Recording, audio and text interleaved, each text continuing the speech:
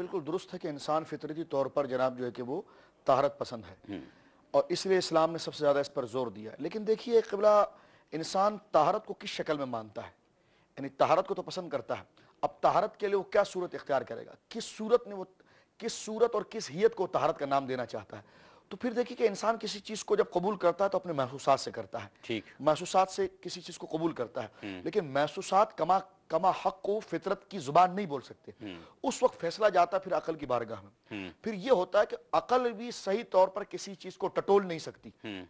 اس لیے کہ اس کو بھی کسی معاون کی ضرورت پڑتی ہے، اور اس وقت جب احساس خطا کرتے ہیں کسی چیز کے انتخاب میں تو عقل اس کی دستگیری کرتی ہے، صحیح، اور جب عقل کسی چیز کے انتخاب میں غلطی کرتی ہے تو نبی کی تعلیم کی ضرورت پڑتی ہے۔ صحیح، تو لہٰذا فطرت کی صحیح غمازی کہ کیا چیز طہارت ہے اور کیا چیز ناپاکی ہے، تو اخلاق حمیدہ اور اخلاق رذیلہ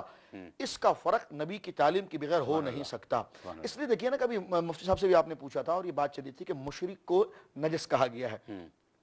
تو وہ بھی تو فطرتی طور پر انسانی ہے، تو اس نے چیز کو کیوں اپنایا؟ ظاہر سی بات ہے، دیکھیں نا، فطرت سے اٹھنے والی ایک چیز تھی اللہ کی محبت، اللہ کی یاد۔ اب اس یاد کو وہ کس پیمانے پر جا کے اطمینان دے گا،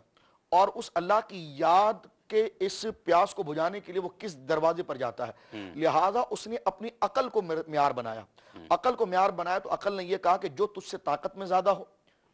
جو تجھ سے علم میں زیادہ ہو، اور جو تجھ سے اختیار میں زیادہ ہو، وہ تیرا خدا ہوگا۔ اب جب اس نے ایک چیز کو قبول کر لیا جو طاقت میں زیادہ تھی، اختیار میں زیادہ تھی، اب اس نے اس سے بڑھ کر کوئی چیز دیکھا تو وہ اس طرح مراجعت کر گیا، اس سے حسین چیز اور دیکھا تو اس طرح بڑھ گیا۔ تو اب آپ دیکھیں کہ فطرت تو چاہ رہی ہے کہ طہارت ہو، لیکن وہ طہارت کا انتخاب اپنی عقل کے ذریعے نہیں کر سکتا، لہٰذا جنہوں نے طہارت کے انتخاب کے لیے عقل کو نہیں نبوت کو دخل دیا ہے وہ صحیح راستے پر آ گئے۔ سبحان اللہ۔ اور مفتی